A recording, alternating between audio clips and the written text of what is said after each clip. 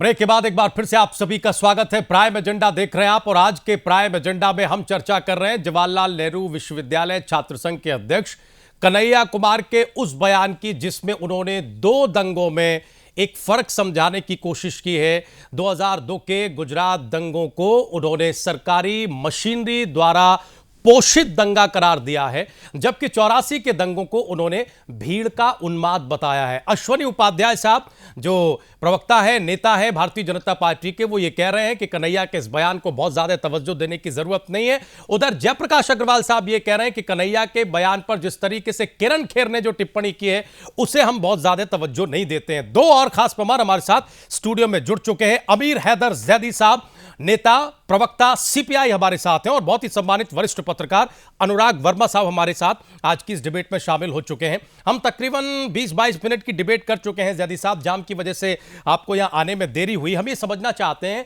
कि एक तो कन्हैया जो कह रहे हैं, क्या वो पार्टी की भी लाइन है या फिर पार्टी इसे उनका निजी बयान बता रही है? हमें जो खबरें मिली हैं उसके मुताबिक पार्टी ने शायद किनारा किया है। आप और ज्यादा आधिकारिक स्थिति स्पष्ट करेंगे, एक। और दूसरा ये कि बयान से किनारा करने के बावजूद क्या आप ये समझते हैं कि इन दो दंगों में ये बेसिक फर्क था? कि दंगा कोई भी हो उसमें मरता मजलूम है, गरीब ही मरता है।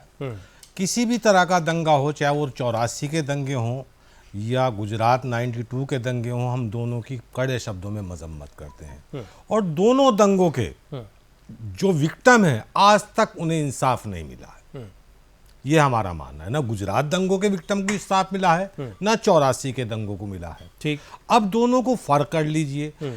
यकीनन कहना चाहिए 84 का दंगा उस तरह से प्रायोजित दंगा नहीं था। इंदिरा गांधी की डेथ होती है, एक उन्माद होता है, एक भीड़ आती है, जो प्रायोजित नहीं था, जो प्लानिंग करके नहीं था। गुजरात का दंगा प्लानिंग के तहत था कि गोधरा होता है और गोधरा एक हादसा होता है, बाद में ये साबित हो जाता है। उसके बाद में वहां से डेड बॉडी ले जाके और पूरा घुमाया जाता है और पुलिस को ये बाकायदा हिदायत दी जाती है कि आप इन्हें नहीं रोकेंगे, इन्हें नहीं करेंगे। और उसे पूरा राज्य सरकार का संरक्षण था। अटल बिहारी वाजपेयी को इस पे ये कहना पड़ा मोदी जी को कि आपको राजधर्म निभाना चाहिए, राजधर्म होना चाहिए। जी, बस आ रहे हैं सर, आ रहे हैं। अश्वनी जी आप ही से जवाब लेंगे, लेकिन हम आप ही की बात का जिक्र तो कर दें। आपने जो डिबेट में कहा हम उस बात का जिक्र तो कर दें। आपने ये कहा कि साहब देश की अदालतों ने, सबसे बड़ी अदालत ने बाकायदा क्लीन चिट दी है। जैदी साहब, ये बात और ये बात हर उस वक्त कही जाती है चूंकि हिस्टोरिकल फैक्ट है। हमारे अश्वनी जी आप ही की बात का जिक्र कर रहे हैं, दंगे में जिन्होंने हम आप ही की बात का जिक्र कर रहे हैं कि अगर स्थिति इस तरह खराब थी, ट्रेन में आग लगाई थी, उनको भी सजा हुई, उनको पता नहीं है। वो कह रहे ठीक है, हम अपने आप आग हम वही बात जैदी साहब से पूछ रहे हैं। ये तर्क दिया जाता है कि साहब ये सब कुछ हुआ जो आप कह रहे हैं, लेकिन देश के सारे गए और उन्हें बरी किया गया। अब आमिर साहब से सुन तो लीजिए। हाँ आमिर साहब, मैं बता देता हूं अश्वनी जी, हिंदुस्तान की अदालतों में अभी एक कहना चाहिए पकड़े गए थे टुंटा नाम का आतंकवादी, वो बरी हो गया, बाइज्जत बरी हो गया। लेकिन क्या कहा जा रहा है कि टुंटा आतंकवादी बाइज्जत बरी हो गया। जब कोई बाइज्जत बरी हो जाता है तो वो आतंकवादी कहां से रह जाता है? अब रही गुजरात के दंगों की बात, गुजरात के जिस ऑफिसर ने आपके राज्य सरकार के खिलाफ सुन लीजिए अरे आप सुन लीजिए बर्दाश्त होनी चाहिए, सच्चाई सुनने की बर्दाश्त होनी चाहिए। अभी आपके दिल में बहुत पहले उमड़ रहा था, टीवी के स्टूडियो को आप घुमाने की बात कर रहे हैं।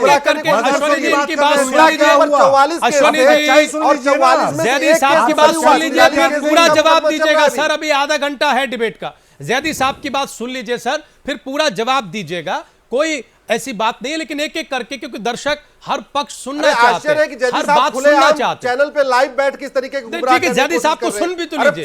अगर आपके पास फैक्ट नहीं है तो मत बोलिए। मेरे पास फैक्ट के साथ बोल रहा हूं मैं, वो फैक्ट नहीं बोल रहा। आपके पास तो ज्यादा होंगे, आपके पास तो आई भी है, दुनिया भर की चीजें हैं। मेरे पास तो कुछ भी नहीं है। मेरे पास तो वो है जो मीडिया में आता है, मेरे पास तो वो है जो मीडिया में आता है। मैं आपको बता रहा हूं, गुजरात के दंगों के अंदर जो IPS और IAS अधिकारी उस समय इन्होंने रिपोर्ट दी आपकी सरकार के खिलाफ, आज सफर कर रहे हैं। आज तीस्ता सीतलवाड़ सफर कर रही है, उसके ऊपर तलवार लटकी हुई है गिरफ्तारी की। क्या यह इंसाफ है? आप इस तरह से गुजरात के विक्टिम को भाई साहब, इंसाफ पिछले दिलाएंगे? 10 साल में तीसरा आप ने ये 15-20 करोड़ रुपए माल लूट लिया। किसका? उसको माल क्यों आ रहा था? और वो उसने इतना बड़ा पाप का काम किया कि चंदे वसूल रही थी मुसलमानों के नाम पे, वो सारा चंदा खा रही थी। अब आपको उससे सिंपैथी हो गई है। आपने जो राम मंदिर के नाम पे सबसे पैसा वसूला, आपने उसका हिसाब दिया? आपने राम मंदिर के नाम पे जो पैसा वसूला, आपने उसका हिसाब दिया? नहीं दिया ना। आप उसके ट्रस्ट का हिसाब लेने चले गए, लेकिन आप अपना हिसाब नहीं देंगे। राजीव जी, बस आ रहे हैं सर, आ रहे हैं हम जरा बिल्कुल ट्रैक पर लाने की अग्रवाल साहब कोशिश कर रहे हैं, और इसीलिए हम जरा अनुराग जी के पास जा रहे हैं एक टिप्पणी लेने के लिए। अनुराग जी, कैसे देखें हम, ये क्या फर्क करें, और ये जो टाइमिंग है धीरे धीरे हम जब देखते हैं, आपको तो खैर ज़्यादा लंबा तजुर्बा है कि जैसे जैसे चुनाव करीब आते हैं इस तरह की कुछ उन्मादी बातें जिनमें दंगों का जिक्र हो, जिनमें इस तरह का इतिहास हो, परतें उखाड़ी जाती हैं, बताया जाता है। क्यों ये क्यों हो रहा है, और ख़ास तौर से इस वक्त? देखिए, अब जो चुनाव पिछले कुछ सालों से हम देख रहे हैं वो प्योरली किसी न किसी कम्युनल लाइन पे या किसी न किसी तरह से समाज को हिस्से में बांट के चुनाव लड़ाने की जो पैटर्न शुरू हो गया है वो इस समय बुरी तरह से देखने को मिल रहा है।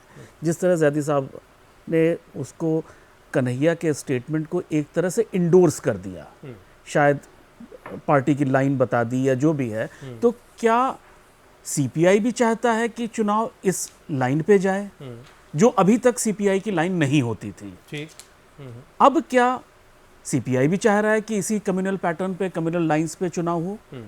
तो ये बड़ा आश्चर्य की बात होगी।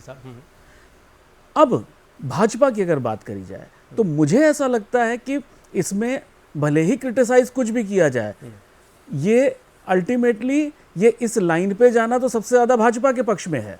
अगर वो वेस्ट बंगाल के चुनाव को देखा जाए तो वहां पे वो चाहेगा कि कम्युनल लाइन पे चुनाव जाए और जिसमें उसको लाभ मिले। तो मुझे कहीं ना कहीं लगता है कि ये जो है, ये जो पैटर्न है चुनाव का, ये सारे चुनावी दल कहीं ना कहीं किसी ना किसी तरह से इस तरफ ले जा रहे हैं। ये कोशिश दिखाई दे रही है। ये जैदी कोशिश- साहब, अब जवाब दीजिए। मैंने शुरू में कहा कोई सा भी दंगा हो, नहीं, हम मैं एक उसको चीज आपको- कंडम बस अश्वनी जी करते हैं। आएंगे। एक मिनट सर, बिल्कुल आएंगे, एक जवाब दे ले, बिल्कुल आपके पास आएंगे अश्वनी जी, फिर हम जरा अग्रवाल साहब के पास अश्वनी जी जाएं। एक मिनट, अश्वनी जी एक मिनट के लिए, एक मिनट सुनिए। बांग्लादेशियों को बसाने का काम कम्युनिस्टों ने किया था। एक मिनट सुन जो लीजिए, बसु ने सुन लीजिए, काम सुन शुरू लीजिए, किया सुन था, लीजिए, वहां पे सुन लीजिए। जितने बांग्लादेशी हम थे सब उनको बिल्कुल ढाके डिबेट में राशन फोकस कार्ड करें अश्वनी बनवाना, जी। देखिए उनका देखिए, हम वोटर ID कार्ड बनवाना। ये जो दंगों के दो चश्मे हैं हम इसको समझना चाहते ममता हैं। बनर्जी कंटिन्यू कर रही है। ठीक है, और अब जरा ममता बात बनर्जी कहने तो और दीजिए। आगे चली गई है। अश्वनी जी, थोड़ा बाकायदा बात कहने मस्जिद दीजिए। के जैदी बॉडियों साहब, को फिर आप तनख्वाह जवाब दी जाती है। दीजिएगा, हम अग्रवाल साहब को भी अश्वनी शामिल जी करेंगे, डिबेट को थोड़ा मदरसे आगे को ग्रांट बढ़ाएंगे। दिया जाता है, कहने तो दीजिए सर। सर्विसेज हाँ, ग्रांट नहीं दिया जैदी साहब जाता। पूरा तो करिए, ये पूरा काम करिए। तो बाकायदा कम्युनिस्ट और कांग्रेस, तृणमूल कांग्रेस मिलकर करते रहे। ठीक है। आपको मैं और बता दूं, हम केरल हर में कोई फिरका ऐसा महीना परस्त नहीं दंगे गुजरता की जब- मजम्मत जब करते हैं और कम्युनिस्ट ये दो मानते चार लोगों को नहीं मार हैं कि देते। कांग्रेस इस मामले में साधु नहीं है। कांग्रेस के दामन पे इतने कलंके, इतने धब्बे हैं, अगर गिनाए जाए तो इस डिबेट में दंगों के नाम नहीं गिना पाएंगे पूरे, जो कांग्रेस के दौर के अंदर हुए। हमारा पार्टी का ये मानना है जो भी दंगा होता है उसमें कांग्रेस और बीजेपी बराबर की जिम्मेदार है। क्यों? हम बिल्कुल, आप मैं चुनाव सुन में लीजिए, आप पार्टी बंगाल लाइन के बता रहा हूं, साथियों सुन लीजिए, से क्या मेरी कर अपनी रहे हो आप? पर्सनल अब अश्वनी जी है। सुन कांग्रेस लीजिए, हरिघास क्या बोल रहे हो में, कांग्रेस हरिघास आप में हरा बंगाल उनके सांप साथ चुनाव लड़ रहे हैं, ऐसे बोलोगे तो बीजेपी आपको हरिघास में एक काला दूसरी सांप है। आपको पार्टी से दोनों निकाल दंगों की देंगे। राजनीति करते हैं। आप जो बोल रहे हैं जरा सोच समझ के बोलो। 1992 के अंदर अगर अगर 84 बात अगर इतनी तक पहुंची है, 1984 के अंदर अगर आपको बाहर सरदारों भी का कर देंगे। कत्लेआम ना आप जरा होता सोच समझ तो के राहुल बोलो। गांधी को इतना बहुमत न मिला होता, राजीव तो गांधी को। राजीव गांधी को इतना बहुमत न मिला होता। तो ये दंगों की देन है। यही बीजेपी दोबारा इसे अपनाना चाहती है, जो इन्हें अभी मुजफ्फरनगर के अंदर किया या और यहाँ अभी दिल्ली में करना चाहते थे। अगर वो एक आईपीएस ऑफिसर, उसे मैं सलूट करता हूं बैठ के इस चैनल के ऊपर कि उस आईपीएस ऑफिसर को सलाम करना चाहिए जिसने दिल्ली के अंदर दंगे होने से बचा लिया। बीजेपी की साजिश नाकाम हो गई। यानी एक हरा सांप है और एक काला सांप है जी। हरी घास पे, ये आपका आरोप है। अब जनाब अश्वनी जी आपसे जवाब लें, एक बार अग्रवाल साहब को मौका दें। क्या अग्रवाल साहब, आप हरे सांप हैं, आपके दामन पर इतने दाग हैं, जैसा कि जैदी साहब कह रहे हैं कि डिबेट कम पड़ जाएगी। अश्वनी जी आएंगे, बस एक छोटी सी टिप्पणी हम अग्रवाल साहब से ले लें, इसमें आपकी बात का भी जवाब है।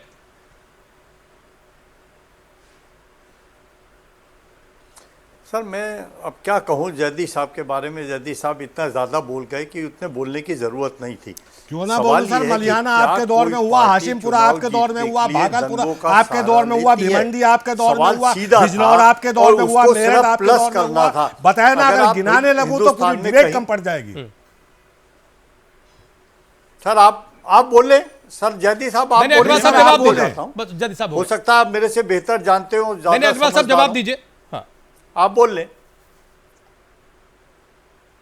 तो उनको जब समय आएगा जब बोलने, मैं तो चुप रहा ना। वो कांग्रेस को गाली देते रहे, मैंने तो कुछ नहीं कहा। बोलिए, आप बोलिए अपनी बात। मैं ये कहता हूं कि हम पाक साफ हैं, हम कभी ऐसा काम नहीं करते।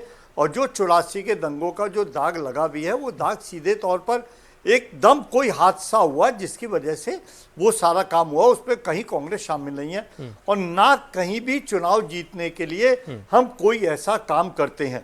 अगर हम इतने साल तक सरकारें चलाते रहे तो हमारा मकसद ये रहा कि सद्भावना रहे। ये एक सेकुलर हिंदुस्तान है, सोशलिस्ट पैटर्न पे चलने वाला एक संघीय ढांचा है जिसको समझना बहुत जरूरी है। क्या वजह है कि अगर कहीं दंगा होता है चुनाव से पहले तो ये माना जाता है आरएसएस और बीजेपी ने करा दिया। कोई तो वजह होगी ना इसकी।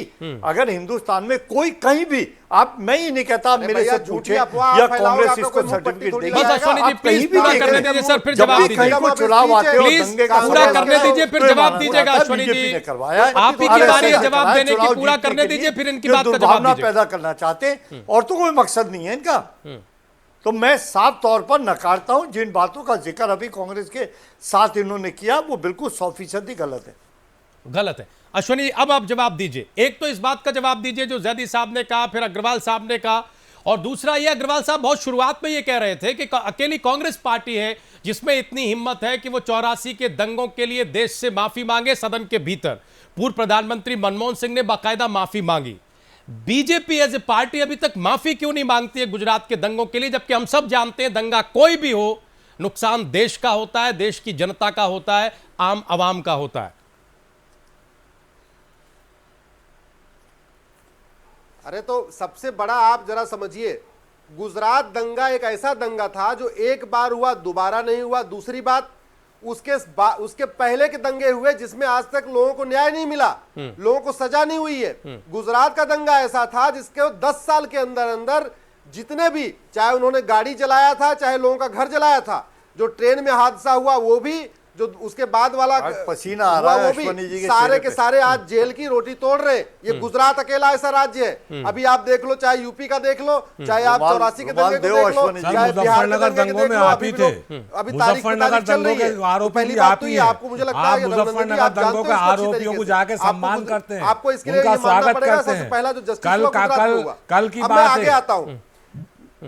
मेरा एक सवाल है, कांग्रेस से एक सवाल है रघुनंदन जी, आपके माध्यम से जनता को बताना जरूरी है। मैं पिछले 10-15 साल से राजनीति में हूं। पहली बार मैंने सोनिया जी को रोते हुए सुना है, वो तब सुना जब बटला हाउस में इनकाउंटर हो गया, आतंकवादी मार दिए गए।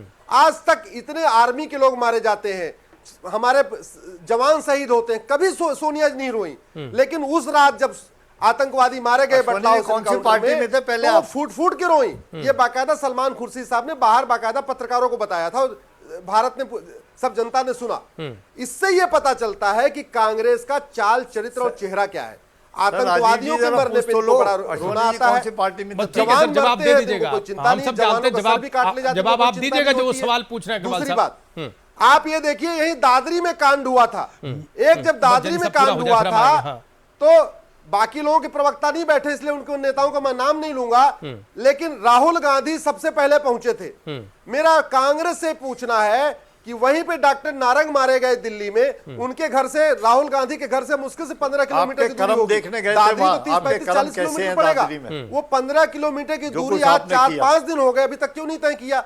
इसका मतलब इनको वोट चाहिए बस। चूंकि वो भीड़ पर्टिकुलर एक संप्रदाय की थी, वो बांग्लादेशी थे, ये स्पष्ट हो गया। और जो पहले दिन जो कह रहे हैं ना, पुलिस को जो सैल्यूट कर रहे थे, उनको आप बता दूं, वो ट्वीट पूरा राजीव झूठा जी, था। एक शेर अब सुना यह दूं स्पष्ट मैं। हो गया तो उस कि लोग अधिकारी को गिरफ्तारी रहने नहीं का, हुई, नौकरी पांच पर रहने का गिरफ्तारी हुई, अधिकार नहीं है। 5 में से उस 4 का अधिकारी नाम को ऐसा है कि नौकरी पर नाम से रहने पता का चल जाए अधिकार कि नहीं ये है। इसलिए इसलिए जो कहा है पांचवा कि गोपाल वो है, वो नाम मुरादाबाद बदल के के थे। रखा हुआ है। उस इसका अधिकारी सही को नाम ये तो नसीम है। आप तो पांच कहेंगे, के पांचों सुन को लीजिए, एक उस ही अधिकारी को संप्रदाय रहने के का हैं। अधिकार उसमें नहीं से है तीन- उस पद के उसमें ऊपर तीन- जिसे तीन हमने मुरादाबाद सलूट के किया रहने है। वाले हैं, 2 बांग्लादेश के रहने वाले सुन हैं। लीजिए, आपकी आपको जानकारी उनके के बता खिलाफ रहा हूं, देशद्रोह का आगे से मुकदमा इसको दर्ज करना ठीक कर चाहिए लीजिएगा। जिन्होंने मुरादाबाद के लोगों को बांग्लादेशी कहा।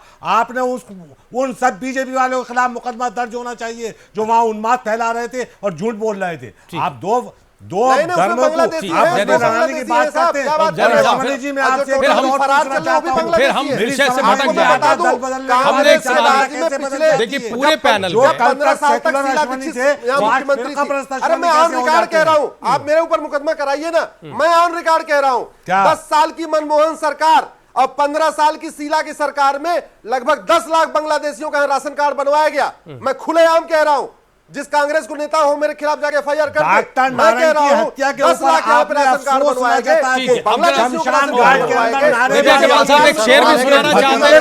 जल्दी साहब, अग्रवाल साहब एक शेर भी सुनाना चाहते हैं और इस बात का भी जवाब देंगे। क्या आप उसमें इस बात का भी जवाब देंगे। हालांकि हमने मूल सवाल ये पूछा था, इस पूरे पैनल में जितने भी हमारे पैनलिस्ट हैं सब इस बात को मानेंगे कि दंगा किसी भी देश आप की ये सेहत बताएं, के लिए राहुल अच्छा गांधी नहीं। अभी आते तक हैं क्यों ऐश्वर्या नहीं जी, गए? आते हैं, सीताराम येचुरी, डॉक्टर नारंग के यहाँ क्यों नहीं गए? आते हैं सर, आते हैं। हम इस विषय पर आते हैं सर, आते हैं। अग्रवाल साहब, लोग यहाँ पे हमें गए थे निहायत दादरी में, अफसोस है वो लोग वहाँ उसके क्यों नहीं परिवार गए? के उजाड़ने का। हैदराबाद जा हम सकते मांग हैं, करते हैं दादरी उन जा लोगों को सकते हैं। करेंगे, जब जो आरोपियों के ऊपर सख्त बाकायदा कार्रवाई पीट-पीट के होनी हत्या हुई ना। चाहिए। ठीक वो है। भारत किसी मजहब के भारत ठीक। बांग्लादेश का मैच हुआ, ठीक। भारत जीता, बांग्लादेश हारा। बांग्लादेश के हारते ही बांग्लादेशी टूट पड़े। तो फिर आप एक काम कीजिए, ठीक है सर, हम तो दंगों पर ऑस्ट्रेलिया वाला ओहो, हम तो चाहिए दंगों पर चर्चा कर रहे हैं सर। एक उदाहरण ऐसा क्यों है कि जो एक दूसरे का एक्शन रिएक्शन है। हम जरा अग्रवाल साहब के पास जाना चाहते हैं, वो कोई शेर भी सुनाना चाहते हैं अश्विनी जी, और आपकी बात का जवाब भी देंगे। अग्रवाल साहब पूरा करें सर अपनी बात। मैं अश्वनी जी को एक शेर सुनाना चाहता हूँ, बीजेपी के लिए है। जब भी आईना उठाया करो, पहले अपनी तरफ फिर दूसरों की तरफ घुमाया करो, तो आपको अपना चेहरा दिखाई दे जाएगा, उस चेहरे में कितने दाग हैं। आप ही का नाम क्यों लगता है, RSS का नाम क्यों लगता है? मैंने कहीं ये नहीं देखा कि कहीं आपका नाम ये आया हो कि आपने दो मजहब को मिलाने की कोशिश करी हो, आपने देश में सद्भावना पैदा करने की कोशिश करी हो। अगर नफरत का बीज कहीं गिरा जाता है तो उसमें बीजेपी का नाम, RSS का नाम सबसे पहले आता है। घोषित कर दिया। अगर मुंबई में दंगे होते हैं तो शिवसेना शामिल है, वहाँ लोगों को मारा है, भी करें यहाँ से बाहर निकल जाओ। सुभाष चंद्र बोस, वही हाल आपने दिल्ली में कर रखा है, कहीं कोई काट के फेंक देते हो, कभी कुछ काट के फेंक देते हो और फिर शोर मचाने लगते हो। आपकी आपस में लड़वा के जीतने की होती है। देश आपने में कुछ कभी राज्यों में चुनावी माहौल है। आप तो झूठ बोलना, होने वाला है। देश में छिप-छिप रहता था। तीनों लोग जनता नकार चुकी है, 5 राज्यों में आपकी जमानतें जब्त हो जाएंगी। अब अगर तीनों लोग इस तरीके से बोलेंगे और उसके बाद मुझे भी इंटरवीन करना पड़ेगा तो कई आवाज़ें हो जाएंगी। अनुराग जी, ये जो देश में कुछ राज्यों में चुनावी माहौल है और हमारी डिबेट में जिस तरीके से तर्कों में जो माहौल आ रहा है, वो पूरे छौंके का अंदाज़ा लगा रहा है कि कोई भी पैनलिस्ट वहाँ चूकना नहीं चाहता जहाँ उसकी गोटी ऊपर नज़र आती है। बिल्कुल बिल्कुल। इस समय ये जो है चुनाव काफ़ी हद तक भाजपा के लिए बहुत बड़ा टेस्ट है कि उसने केंद्र में क्या परफॉर्म किया और जो उसके ऊपर आरोप लगे उसका ग्राउंड पे क्या इम्पैक्ट है, और उस इम्पैक्ट को दूसरी पार्टियां भी एनालाइज करेंगी कि उसको केंद्र सरकार की सफलता या विफलता से जोड़ के देखेंगी। तो ये काफ़ी हद तक, अच्छा बिहार में जो रिजल्ट आए वो इनको काफ़ी भारी पड़े, तो इस चुनाव में इनको अच्छा परफॉर्म करना बहुत इनके लिए, बहुत केंद्र सरकार की परफॉर्मेंस के लिए एक टेस्ट के तौर पे है। तो भाजपा कोई भी मौका, कोई भी तरीका नहीं छोड़ना चाहती उसको अपनी केंद्र सरकार की फेस सेविंग के लिए। लेकिन अनुराग जी, एक सवाल जो कि अग्रवाल साहब ने जिक्र किया और चूंकि ये हिस्टोरिकल फैक्ट है भी कि किसी भी दंगे के लिए माफ़ी मांग लेना, चूंकि वो देश के साथ बुरा है, ये क्यों अभी तक नहीं हो रहा है? जैसे अग्रवाल साहब ये कहते हैं कि साहब हमारे नेता ने माफ़ी मांग ली, हमने माफ़ी मांग ली 84 के दंगों के लिए, गुजरात दंगों के लिए अभी तक बीजेपी माफ़ी क्यों नहीं मांग पाई? इससे किस बात का डर है अनुराग जी? देखिए, एक सबसे बड़ी चीज़ है, अगर माफ़ी मांगते हैं तो वो ये एक्सेप्ट करते हैं कि हाँ हमारी कहीं ना कहीं चूक थी या कहीं ना कहीं हम रिस्पॉन्सिबल थे। इसका इंटरप्रिटेशन ये होगा। उसमें ये अगर वो ये भी सोच के मांगते हैं माफी कि चलो हमारी सरकार थी, कहीं हमारी फेल्योर रही या कहीं कुछ रहा, तो उसका जो मैसेज जाता है वो ये जाता है, या फिर उसको ऑपोजिशन या दूसरी पॉलिटिकल पार्टीज इस तरह से इंटरप्रेट करेंगे कि देखो इन्होंने अपनी गलती की माफी मांगी, मतलब गलती की है इसलिए माफी मांग रहे हैं। गलती की है इसलिए तो ये बात क्या कांग्रेस पार्टी के संदर्भ में भी उतनी ही लागू होती है? नहीं, गलती नहीं किया ना रघुनंदन जी, आप क्या बात कर रहे हैं? नहीं, हम आ रहे हैं सर, हम आ रहे हैं। ओहो, हम सब आ तो रहे हैं सर, हम आप ही के प्रश्न पर आ रहे हैं, मुक्त नहीं हुए, आप ही के प्रश्न पर आ रहे हैं। अनुराग जी को बात पूरी करने दीजिए। ओहो सर, अनुराग जी को बात पूरी करने दीजिए। हम जरा कांग्रेस पार्टी के नजरिए से पूछ रहे हैं, आप बीच में बोलने लग रहे हैं। अनुराग जी पूरा करिए। देखिए अच्छा, इस वजह से अच्छा मैंने एक आध इंटरव्यूज में प्रधानमंत्री जी से ये सवाल पूछा जाते हुए देखा भी है कि आप माफी मांगेंगे या नहीं मांगेंगे, तो उन्होंने इस सवाल को ही सिरे से खारिज किया है। तो कहीं ना कहीं बीजेपी का, जैसे अश्वनी जी भी एक स्टैंड लेके चले, कहीं ना कहीं पार्टी की एकदम ये एक सोच है और एक मैसेज है कि हम कहीं ना कहीं नहीं सर, क्योंकि पार्टी ये समझती है कि अगर हमने इस पर किसी तरह की माफी मांगी तो इसका मैसेज ये जाएगा, जो बातें विपक्षी दल कहते रहे हैं वो बात एक तरह से जनता में मैसेज जाएगा कि वही पुख्ता है। अश्वनी जी, अब आप अपनी बात कहिए सर। देखिए, पहली बात तो मैं आपको बता दूं, गुजरात दंगे के बाद जो पेपरों में रिपोर्ट हुआ था, ये वही लोग थे जो अभी कुछ दिन पहले जिन्होंने अवार्ड वापस किया था। उसमें ज्यादातर पत्रकार, ज्यादातर लेखक, ज्यादातर बुद्धिजीवी वो लोग हैं जो कहते थे मोदी प्रधानमंत्री नहीं बनने चाहिए, जो कहते थे मोदी अगर प्रधानमंत्री बन जाएंगे मैं देश छोड़ चला जाऊंगा, हालांकि गए नहीं। उसमें वो पत्रकार और वो लेखक हैं जिनका फोर्ड फाउंडेशन से बाकायदा फंडिंग होती रही है। हमारी सरकार आते ही फंडिंग बंद हो गई।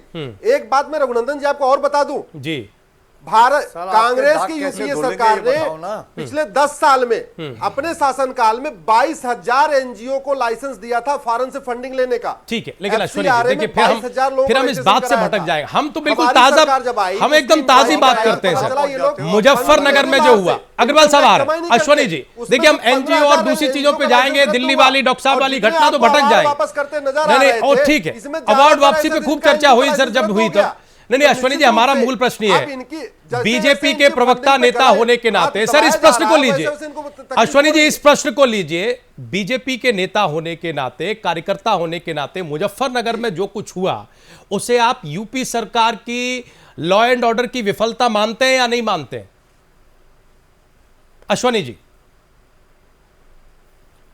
यूपी सरकार की लॉ एंड ऑर्डर की विफलता मानता हूं, केवल लॉ एंड ऑर्डर की विफलता नहीं मानता हूं, उसका बाकायदा इंटेंशन था। आपको अच्छी तरीके से तो यही बात सर गुजरात के संदर्भ में क्यों नहीं मानते? याद होगा सर, यही बात गुजरात के संदर्भ में क्यों नहीं मानते?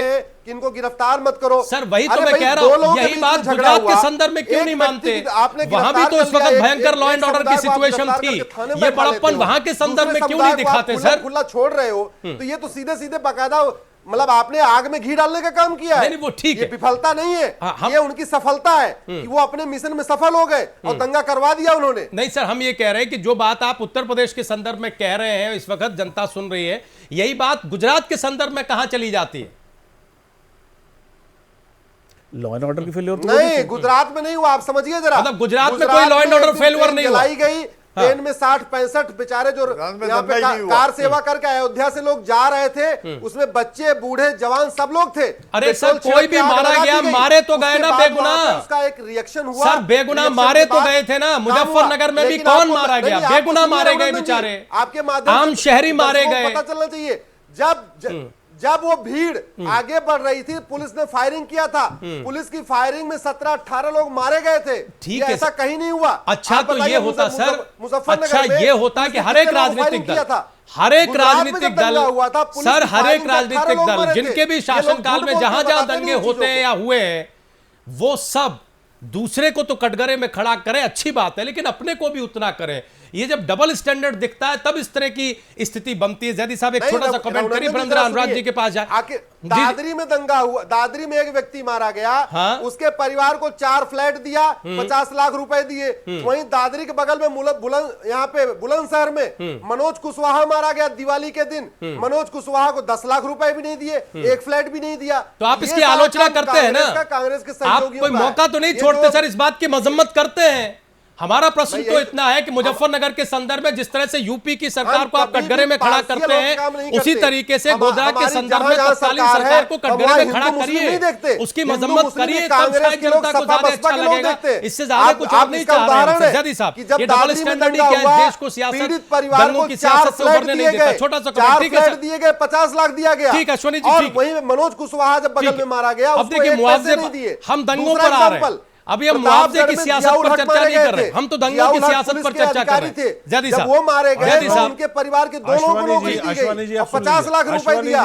बरेली में मनोज मिश्रा मारा गया, केवल 10 लाख रुपए दिए गए। ये इन लोगों का काम है, हमारी सरकार कभी ऐसा नहीं करती। अश्वनी जी सुन लीजिए, आज कामरेड कन्हैया के ऊपर बहस हो रही है और मैं बीजेपी के ही मित्र से पूछना चाहता हूं कि अभी जेएनयू के अंदर ये हुआ कि वहाँ पे जो नारे लगे वहाँ कन्हैया मौजूद था और उन नारों का सबका जिम्मेदार कन्हैया है और कन्हैया के ऊपर देशद्रोह के इल्ज़ाम में जेल भेज दिया गया।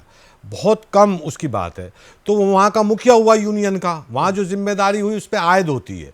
तो ये जिम्मेदारी क्या गुजरात के अंदर नरेंद्र मोदी पे आयद नहीं होती है? क्या देश के होम मिनिस्टर पे आयद नहीं होती है? जहाँ जहाँ दंगे होते हैं उनके ऊपर आयद होनी चाहिए जिम्मेदारी।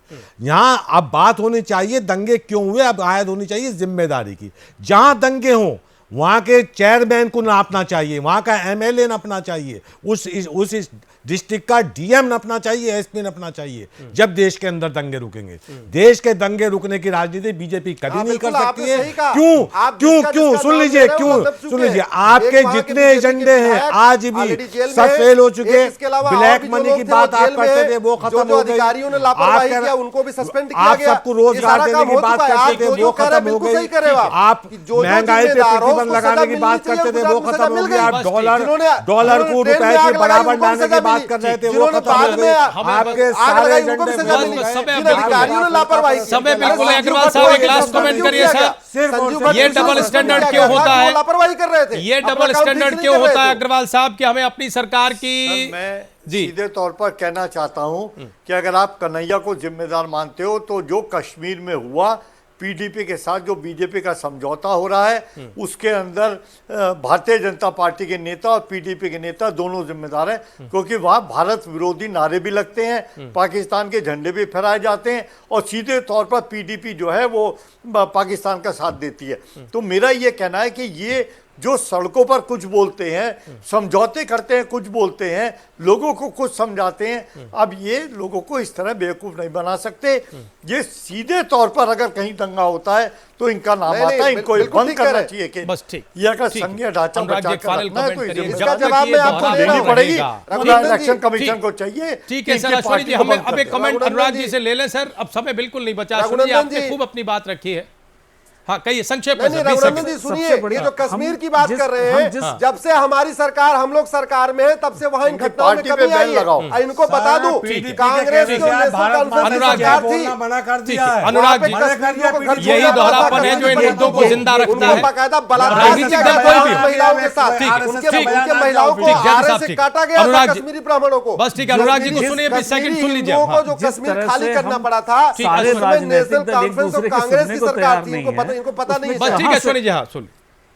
देखिए मुझे ऐसा लगता है कि ये कहीं ना कहीं हमारे जो वोटर है उसको एक तरह से जागृत होने की आवश्यकता है। कहीं ना कहीं ये समय की ज़रूरत है कि कहीं ना कहीं एक वोटर उसमें एक जागृति आए। अगर वो इस टाइप की जो उन्माद फैलाने वाली जो राजनीति है, अगर उससे कहीं ना कहीं वोटिंग पैटर्न इन्फ्लुएंस ना हो तो ये कहीं ना कहीं ये चेक होगी चीज, ये चीज चेक होनी चाहिए। बहुत धन्यवाद, बहुत शुक्रिया हमारे सभी मेहमानों का आज की इस डिबेट में आने के लिए, इस चर्चा में हिस्सा लेने के लिए। हमारे देश में दंगों की या फिर दंगों पर सियासत कोई नई बात नहीं है और कुछ ऐसा ही खतरा इस वक्त भी दिखाई दे रहा है। जैसा कि अनुराग जी ने कहा, सबसे ज्यादा सचेत होने की जरूरत है मतदाता को, वोटर को। वो सही से सोचे समझे और अपने मताधिकार का इस्तेमाल करिए। माहौल इसलिए भी थोड़ा ज्यादा गर्म है क्योंकि कुछ प्रदेशों में चुनावी गर्मी है। आज का प्राइम एजेंडा यहीं तक, लेकिन आप लोग कहीं जाइएगा नहीं, खबरें जा रही हैं।